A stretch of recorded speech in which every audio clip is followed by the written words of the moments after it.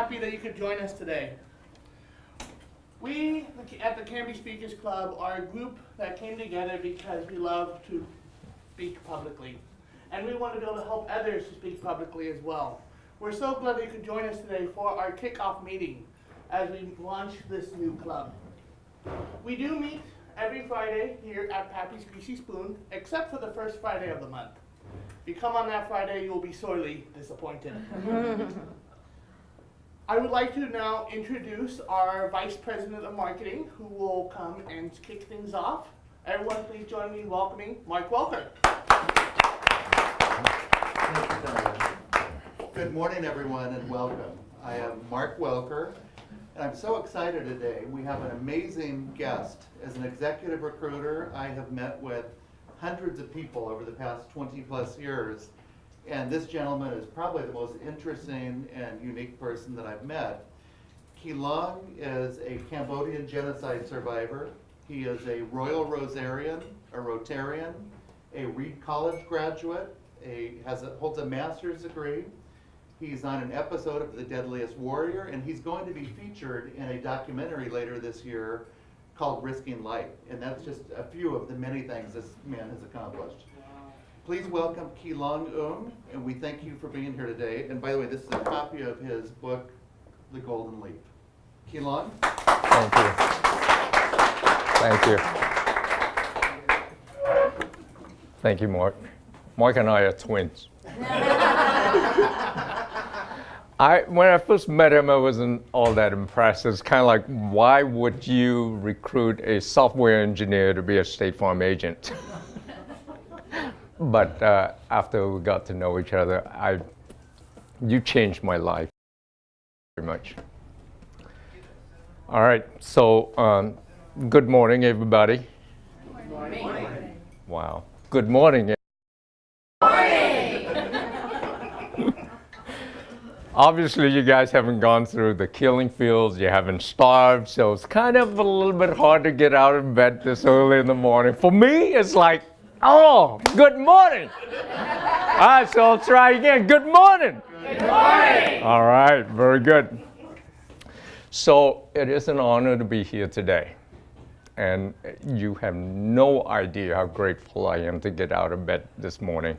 I didn't go to bed until 3 o'clock last night. I was so excited about this. And I came from Portland, so I went to bed at 3 o'clock. I woke up at 5 o'clock, put on some clothes. I did brush my teeth, so. So anyway, did everybody get that definition of what golden leaf is? Okay, so if you haven't got one, grab one, turn it over. There's a definition in the back, what it is, and why I titled the book Golden Leaf. So those are three definitions of what they are. One represents the Cambodian survivor. The other one is represent any survivor of heinous crime against humanity. And then the third one we added sort of the last minute because the person who designed my book had a sister who was surviving cancer. And the doctor kept telling her that she had about 6 months to live.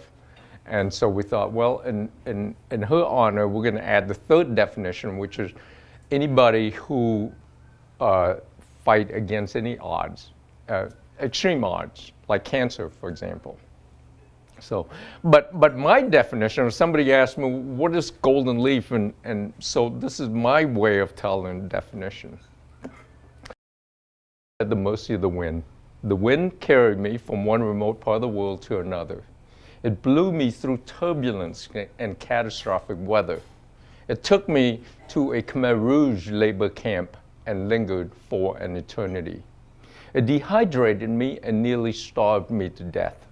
I helplessly watched the most devilish mother of all winds ruthlessly crush my tree into lifeless pulp. Like an almighty Olympian god, when the wind wanted to toy with me, it blew me through minefields, rockets, and bullets. Now, while 2 million leaves disintegrated, I persevered. Through an extraordinary journey, I discovered myself. I am fortunate, and I don't easily perish. I was a golden leaf. But here's an interesting part. Against all odds, I survived, laid down roots, and became a tree. I am a tree. Now, as a tree, I have a dream. My desire, my aspiration, what I want to do is to yield wood and build schools for children around the world, starting with Cambodia, because that's a low-hanging fruit. Unfortunately, there's only so much wood a tree like me can yield. So I need people like you. I need fellow trees, hence the Golden Leaf Education Foundation.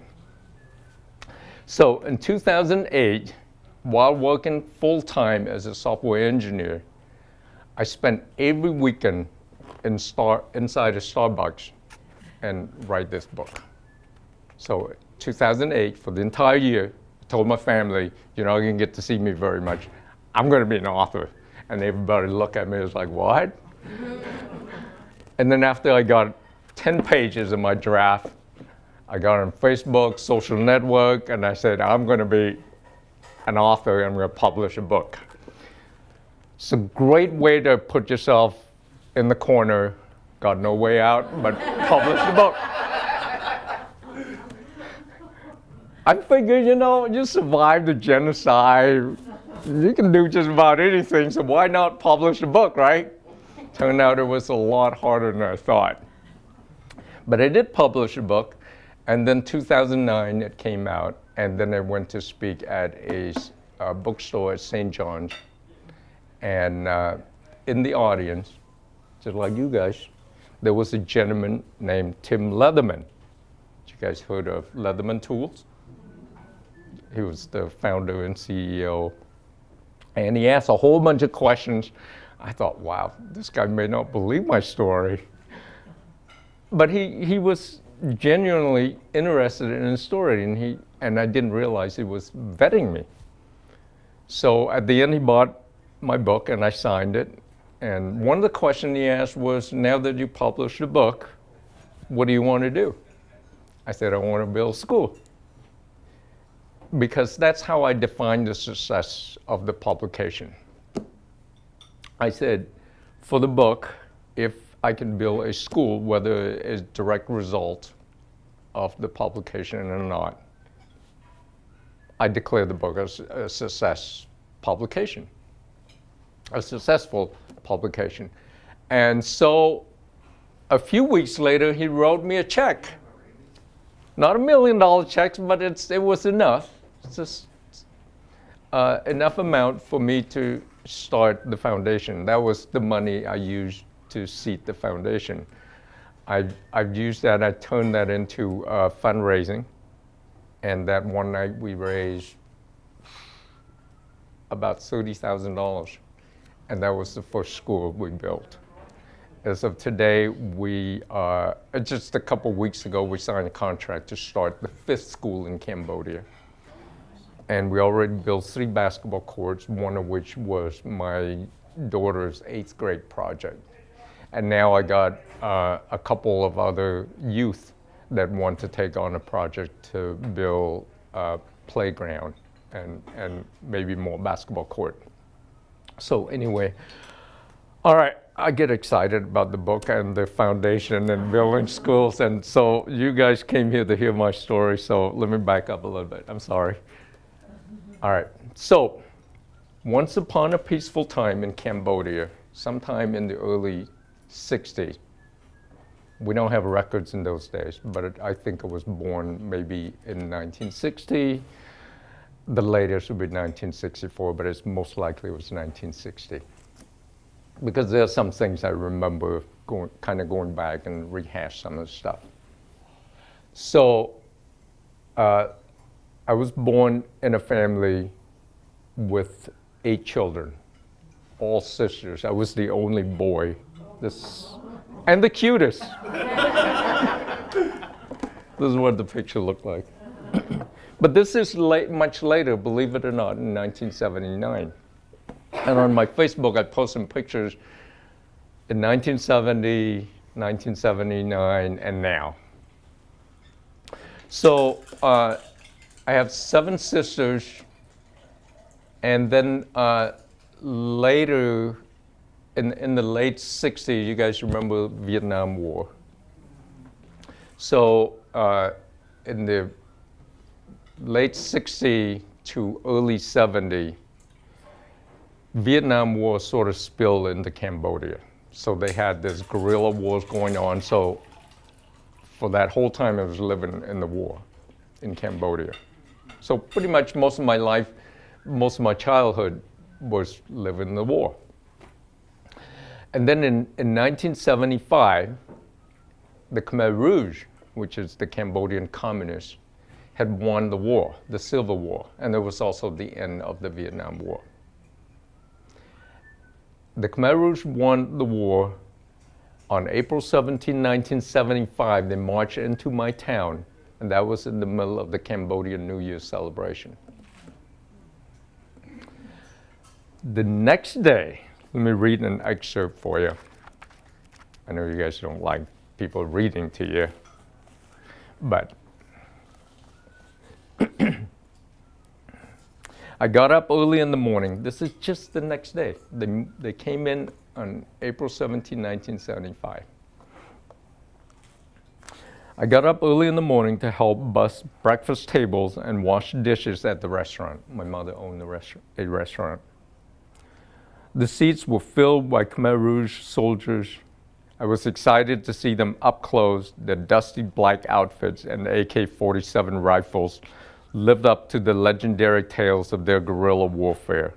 I was impressed and mesmerized by their militancy. When they finished their breakfast, they got up and walked off without paying. We were afraid to confront them, and I noticed the sad look and fear in my mother's eyes. I was in the middle of washing dishes when I heard a few rounds of gunshots across the street. I stopped washing dishes and ran across the street to investigate the incident. When I got there, I saw a half-naked man with his arms tied behind his back. He was kneeling on the concrete sidewalk, and horror was all over his face. He was surrounded by about a dozen Khmer Rouge soldiers who were yelling at him. They accused him of stealing something. A soldier slammed the butt of his AK-47 rifle into the man's shoulder. Another soldier harshly butted his rifle against the back of the man's head. Another soldier took out his handgun, cocked it against the side of the man's head, and pulled the trigger. The gun was not loaded. Nonetheless, the man was terrorized and urinated on himself. His body shook like a newborn chic's, and he cried like a little boy. He pleaded his innocence, but the soldiers continued their torture in front of the crowd. Children as young as 3 years old were watching. Unsure what to think, I watched the torture. I watched another soldier hastily pull out his handgun and shoot the man in the chest. I watched the man fall forward to the ground and die. I watched the blood spread on the ground beneath the body. I watched a soldier turn the corpse over. The man lay still with his eyes stuck open, teeth exposed, one leg bent, and body covered with blood and urine. I ran to tell my parents what I had witnessed. My parents were speechless, but I detected their concern. I also realized my own fear. This is the next day. They came in, they took over the country. The next day, this is what happened. I remember I just finished the 7th grade and we just started the 8th grade. So at this point, I finished the 7th grade education. So I had some degree of education.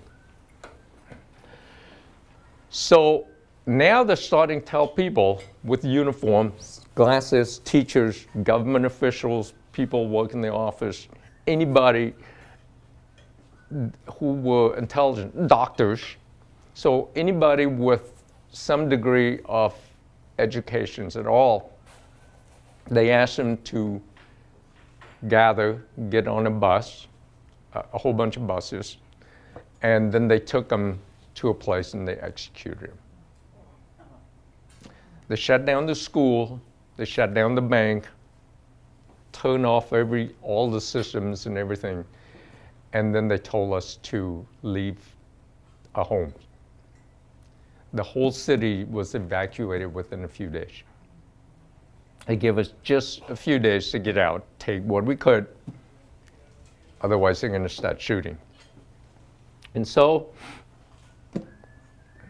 we loaded everything on a bicycle, on a fetcher, carry whatever we could, and just went out as far as we could on the highway, and then at a certain point we had to get off the highway onto God-forsaken lands.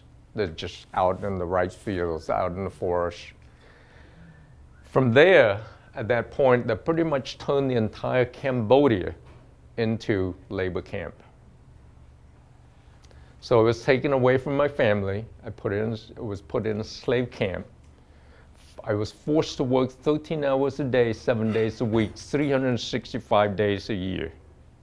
I farmed, I dug trenches, built dam, water reservoir, etc., etc.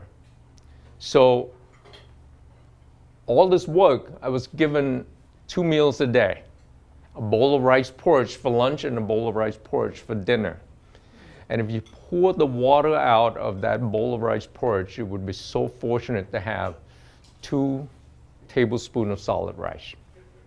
That's what I had to survive on.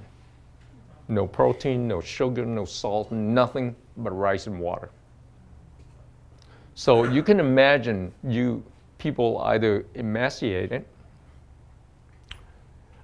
like African kids you've seen on TV, or you'd be bloated because you're swelling. It's kind of like severe diabetic patient. You know, your skin, and if you push, we usually have this game sitting around, and we would have a competition.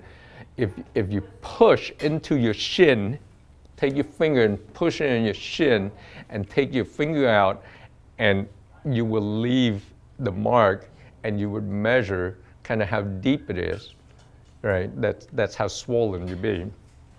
And then the guy who's got the deepest got the bragging right that, hey, you know, I got the worst swelling. And sometimes we got a little bit of betting. You remember that 2 tablespoons of solid rice? Sometimes we bet a quarter of a spoon for that. So to survive, sometime during the break or at night or early in the morning before we get up and go to work in the field, we would sneak out and trying to catch all kind of stuff. I don't want to gross you guys out, but I basically end up eating just about everything, all kind of animals. To survive, I steal if I have to. At one time, I climbed a coconut tree, and I thought, well, nobody around. I was by myself, nice and quiet in the rice field, and there's a coconut tree right there. So I climbed up and trying to steal a coconut because I was hungry. I got caught. I got an AK-47 pointed in my head. I got kicked around, got shackled overnight. Fortunately, they let me go because stealing was a capital punishment. Everything belonged to everybody. This is communism, folks. Everything belonged to everybody. Therefore, no one person can have it. Nice logic, huh? Right? Okay, so fast forward a little bit. When it's all said and done, they killed 2 million people.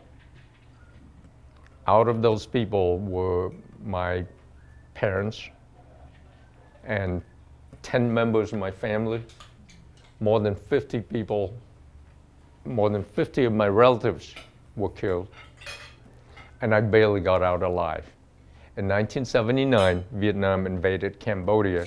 At that point, the Vietnamese and the Cambodian communists were fighting, the Khmer Rouge, and they sort of left people alone. And so my sister and I escaped to Thailand. So we went to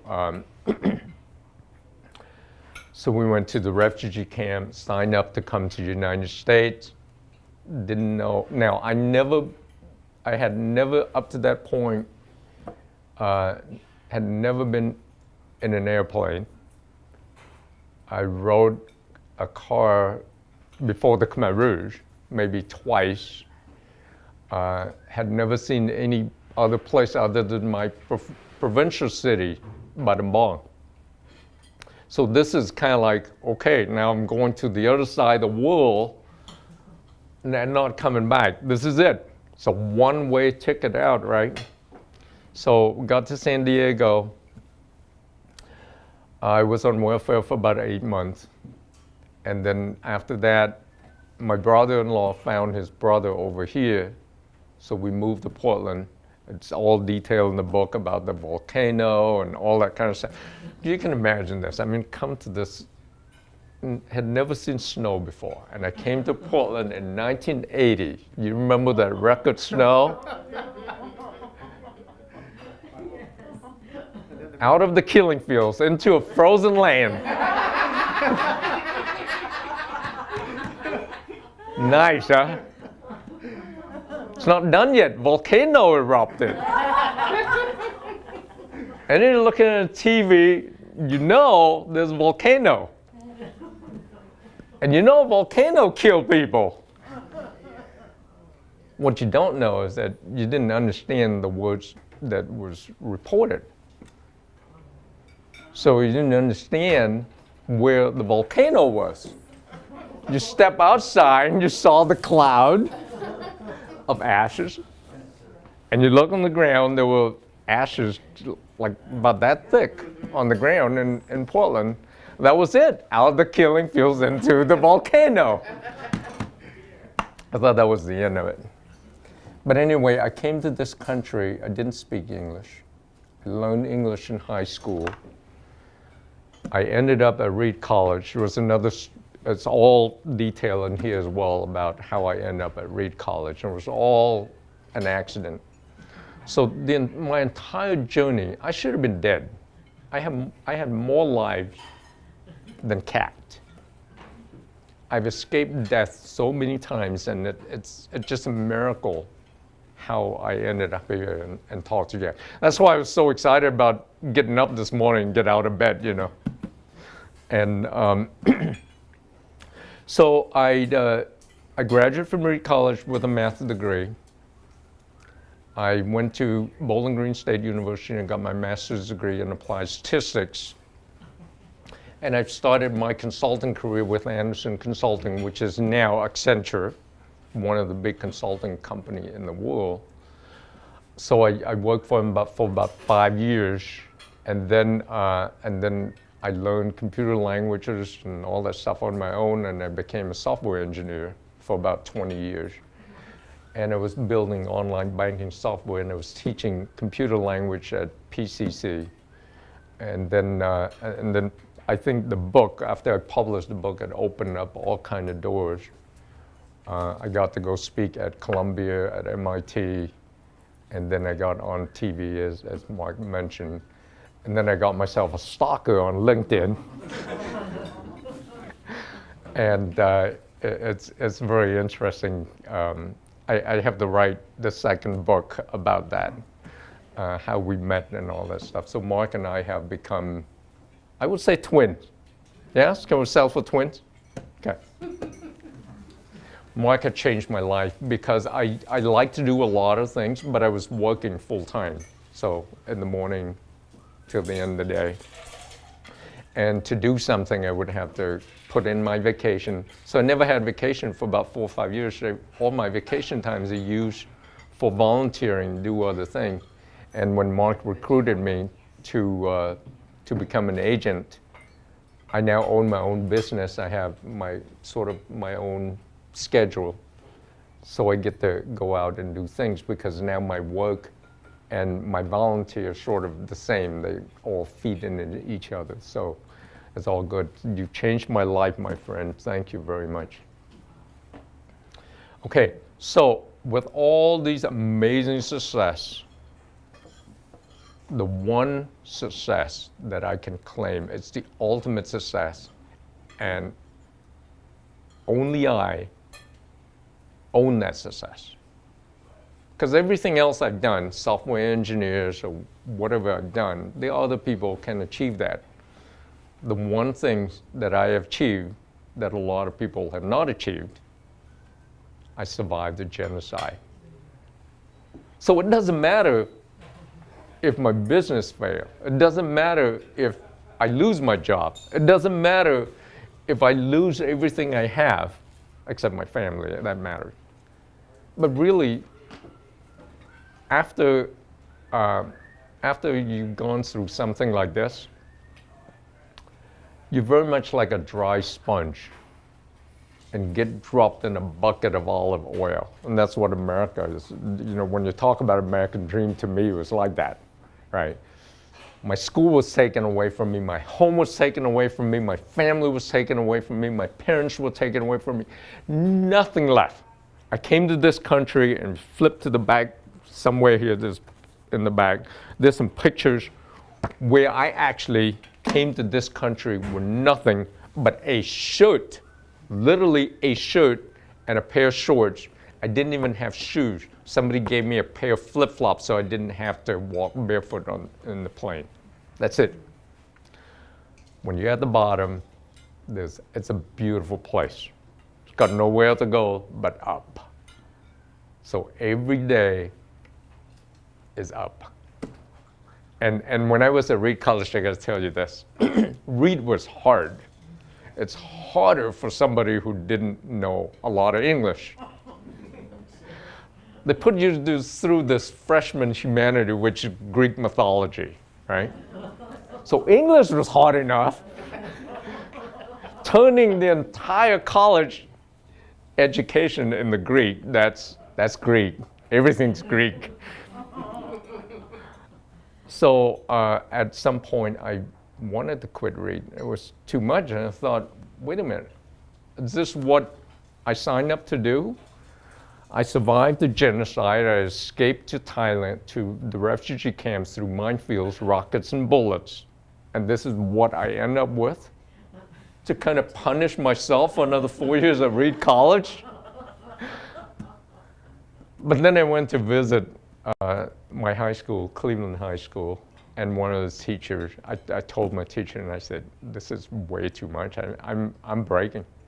You know, I'm at a breaking point.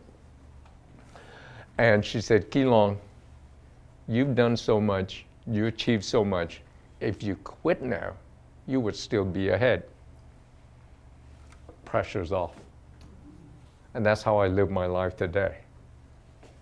You know, when my business, when I went through and trying to get the agency and get the contract and everything, we're going to get a contract and all that kind of stuff. My staff was all panicked. It's like, oh, we don't get a contract, we're going to lose that job and everything. Really, seriously? It's not the end of the world. Not the end of the world, right? So that's what I teach my children. So my life today has a purpose. Everything I do, everything I speak, it has a purpose. Some of you are Christian. I can assume that because this is sort of like a Christian country, and there's a lot of you in the room. At least one or two of you are Christian, and you know what I'm talking about, right? You are guided by a higher purpose. For me, I have 2 million spirits watching me like a hawk, right? I have my children watching me. I got my wife watching me, my family, my staff. But when I'm away, who's watching me? Those 2 million spirits.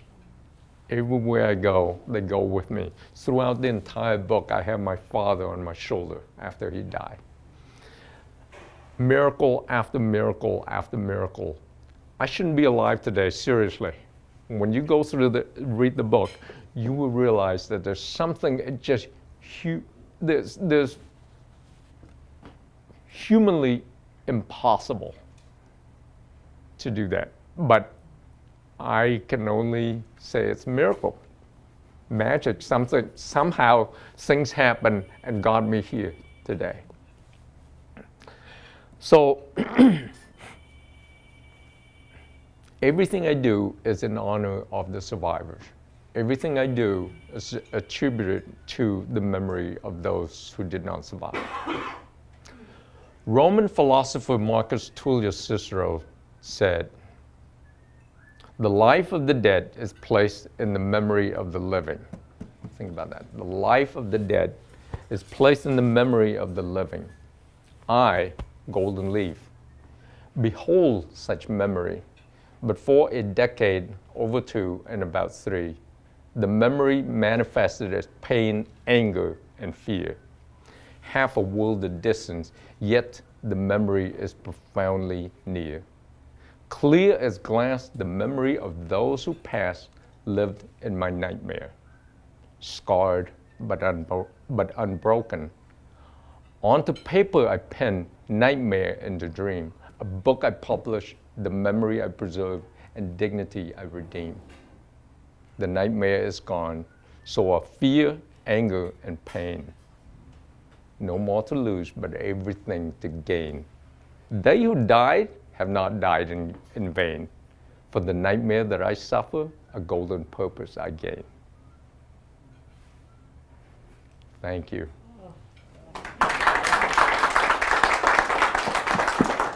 we have time for some questions. Does anyone have? Kilong. How old were you when you came to the United States?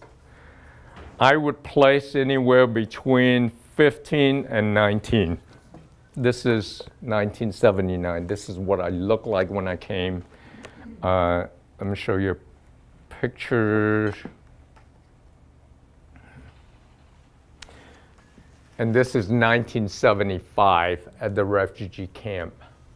And I looked at one of the pictures that just surfaced last week from my cousin in Philadelphia, whom I didn't even know, no, 2 weeks ago, whom I didn't even know that the picture existed. It was a picture of me and my father in 1970 when we went to visit Angkor Wat for the very first time. Didn't look very much different than that. That's because of starvation. So I came here, went to high school. Everybody thought I was too young to be in high school, looked like 10, 12-year-old. So in terms of experience, I had a lot of street experience, life experience. But when it comes to education, because between 1975 and 1979, there was no education. I was just in the slave camp, doing the farming, slave labor. So when I started high school, I had to learn arithmetic all over again. Like, I could do addition and subtraction, but I wasn't able to do division and multiplication, and I didn't remember the multiplication tables and stuff.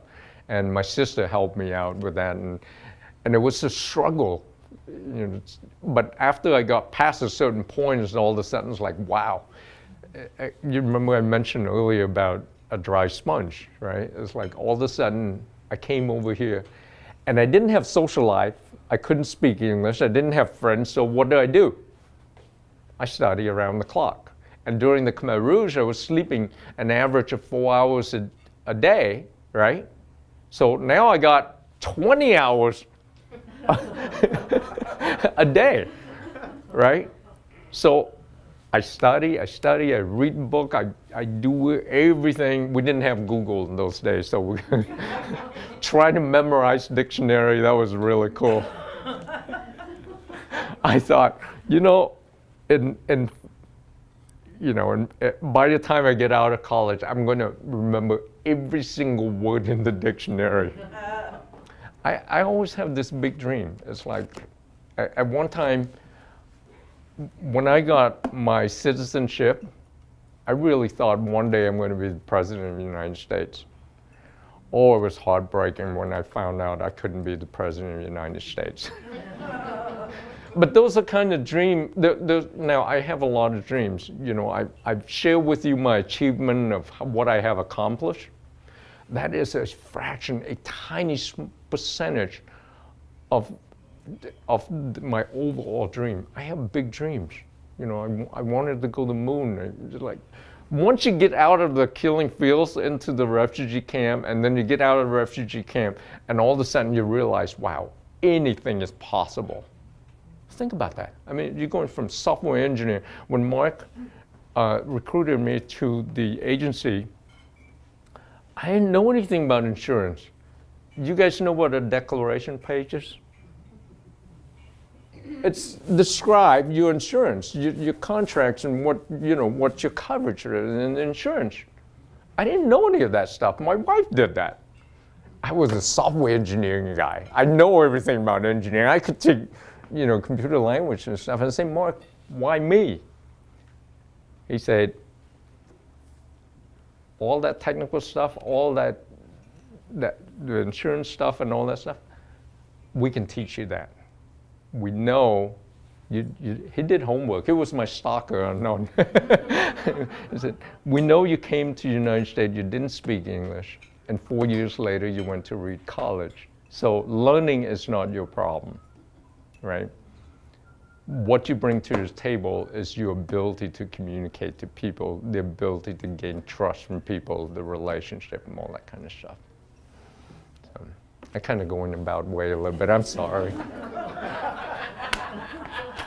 You put me in front of the camera, that's what I do.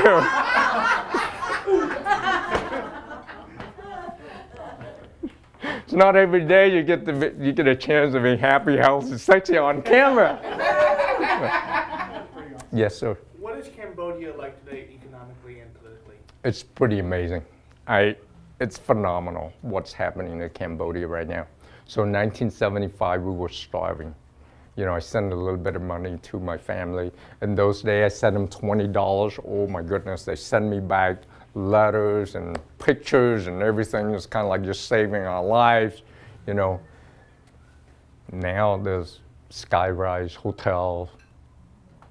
It looked just like Portland. The capital looked like New York. KFC, Starbucks, all kind of stuff there. Mall.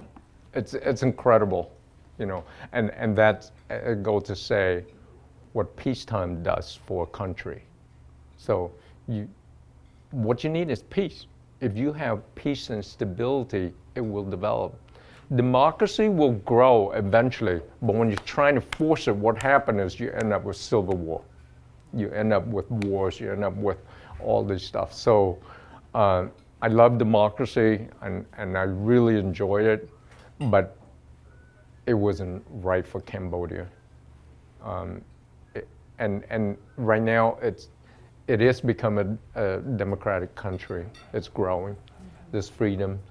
I love Cambodia. It's amazing. For the first school that we built, there was a Cambodian guy here who was at the time was president of the Cambodian community, and I was the founder of the Golden Leaf Education Foundation, and then the Cambodian ambassador to the U.S. in Washington, D.C. All three of us went to Cambodia representing the Golden Leaf Education Foundation. And when we were there, those two gentlemen wanted to play golf. I was kind of like, really, I can't really do this because it's, this is a country where I suffer, and people weren't making much money. At the time, the teacher's salary was about $25 a month, right? And to go play golf and pay $75, I couldn't stomach it. And they said, no, we got to do this. We got to do this. We do a lot of things for children here. We give them uniform, we give tons of rights to the family, and we do all these things. Let's just treat ourselves a little bit. So we went and played golf. I went and played, it's kind of like reluctantly out and playing. It's kind of like it just wasn't into it. And then in this one drive, it went straight, it went far, and it rolled, and I watched the ball. At that very moment, I realized I was playing golf with two other Cambodian survivors on the land that was supposed to be the killing fields. Every trip to Cambodia now, I got to play a round of golf. Not negotiable. I have a question speaking group here. Maybe you can share a little bit about, you're such a good public speaker. How did you develop all those skills? Everything that I develop, everything that I succeed, everything that I wanted, I started out with a big dream. And then I fill in the gap. Like I said, I want to be president of the United States. I had no idea what involved. Right? And then you just work into it.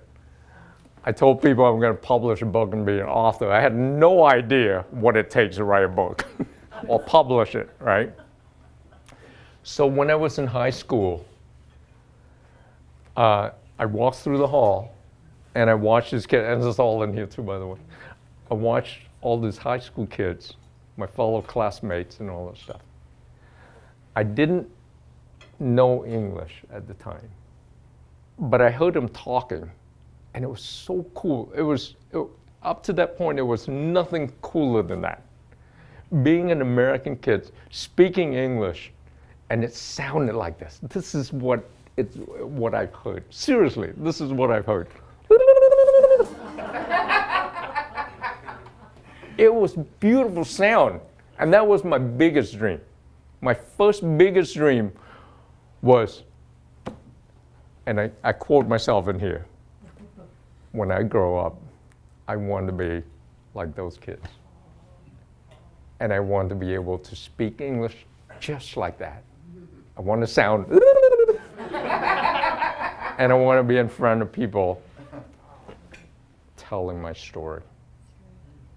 It's a story that almost killed me. Because for about 20 years, you deal with victims of violence of some kind. They suffer the violence, it's not the end of it. It's the years and years and decades after that. A rape victim, murder victim, or whatever, survivors. Years and years after that, they go through PTSD. So 5 years in the labor camps, 20 years of PTSD. That's even harder, right? So I got this memory that almost killed me. So it's got a lot of power, right? And I thought, if it's that powerful, why don't I leverage it, right? The wind, right? I was at the mercy of the wind. What if I learned to surf the wind? What if I learned to ride the wind, right? And that's what I did. All that past didn't happen in vain. I garnished its power. I ride the wind. And that's how I became. And to be fair to Anderson Consulting, because for 5 years that I was working for them, so they send me as a consultant, you come up with solution and everything, but the other part of that is you got to present it, right? So writing it, doing the analysis, collecting data, doing all this stuff, I can do that. I got a math degree and statistics degree. I can do all that stuff, right? And with somebody help editing it, I can write a very nice report. But presenting it to CEO, to mill manager, to company owner, all that kind of stuff, and these you're talking about, like the Fortune 500 CEOs. It's, oh my goodness, I short of peeing in my pants, I sweat, everything, and I was speaking in broken English.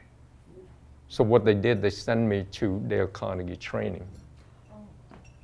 At first I was sort of offended, and I almost quit the company. It's kind of like, was I not good enough? Because people that I present things to always say nice things to me.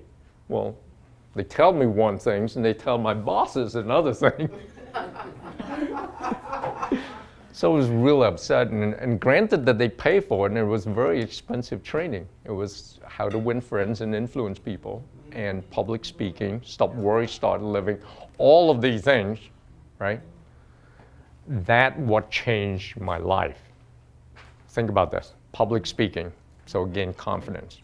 The first thing that made a difference in that class was I when you give me a compliment, say, hey, Kilong, you're doing a good job. Oh, no, it was the self-effacing. No, all that stuff. So after a while, people stop giving a compliment, right? It's not fun. You just say, you're beautiful. Oh, no, I didn't even put on makeup. It's like, why am I wasting my time giving you a compliment, right? So the first thing they did, get me to be comfortable to say thank you. All of a sudden, it's like, wow, that felt pretty good. Somebody gave me a compliment at work, thank you. I accepted, I acknowledged it, I owned it. It's like, wow, that changed it, right? The other thing was how to win friends and influence people. Well, I was already sort of a master of that already, but that took me to the next level at a very structured way because there's certain principles you apply to. And then the third one was stop worry, start living. Think about this. You have PTSD. What do? You have nightmare. You worry all the time. Worry about, will there be another Khmer Rouge? Will there be such and such? Every election, not just this election, every election, whether the Democrat wins or the Republican wins, whoever runs for the election, there's a change, and there's a change, there's anxiety, there's always worry about all these things. Am I going to be in another killing fields? Stop worry, start living. All of a sudden, change that a little bit. And then finally, this is to anybody who gone through what I went through, because there may be some people that done wrong by you. May not at the level of the Khmer Rouge. Maybe your in-laws. Maybe your ex-spouses. Maybe your lawyer. But if somebody has done wrong by you, don't continue to be the victim. Okay? At some point, you got to stop, and you got to forgive. And when you forgive somebody, you have to remember it's not about that person that you forgive. Don't get confused between forgiveness and reconciliation. Okay? Forgiving is you want nothing in return, you want no explanation, you want nothing, you just forgive, which I did. The only way I could get over this was to forgive the Khmer Rouge. There's nothing that can reconcile what happened. The Khmer Rouge can give me all the reason, can apologize all they want. It will not make a difference. I've already lost 50 people in my, 50 of my relatives already. Nothing changed. The only thing mattered to me was, I forgive you. You no longer matter. That's done. And then tell the story, because when you tell it, you're no longer ashamed of what's done to you. For years, I wasn't able to tell people that. How do you tell people that you were forced to eat rats, bats, all this stuff, drink your own urine, do the things that took away your dignity? How do you tell other people that? So I thought, well, I got this memory that I don't want to lose, because if I do, and then all that stuff would happen in vain, right? But at the same time, that memory is killing me. This PTSD stuff is pretty serious. So I said, well, I just put it down in the book, make it evidence. It's a living evidence that it did happen. I don't have to remember it anymore, and I can move forward. And so I did that.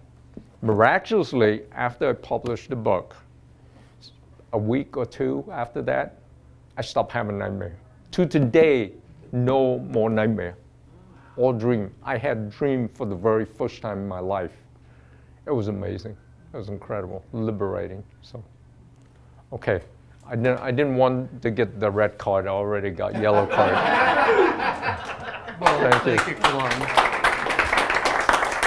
And really quick, would you just mention the website if people want to purchase a book, and how much of the proceeds go towards building schools? So if you go buy at Amazon.com, I get all of it. If you buy it from the Golden Leaf Education Foundation.org, 50% of it will go to the foundation. And you can also check out, I don't know Canby Library has one, but certainly Multnomah Library has it. And he does have a few copies today if anyone would like to purchase it. I do have, $20. yep, and I'd be happy to sign it. But you have to buy breakfast. Thank you, Kilong. At this point, I would like to welcome back up our president to close us out. Tyler Cohen.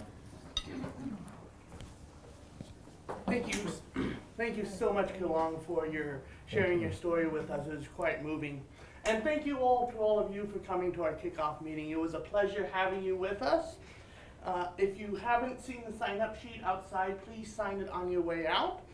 And there's also another handout out there giving a little bit more information about what the Canby Speakers Club is, and if you want to find more information, our website is there. If you are interested in coming to a regularly scheduled meeting, our next one will be on July 14th, so 2 weeks from today. Thank you all so much for coming, and thank you again, Kilong.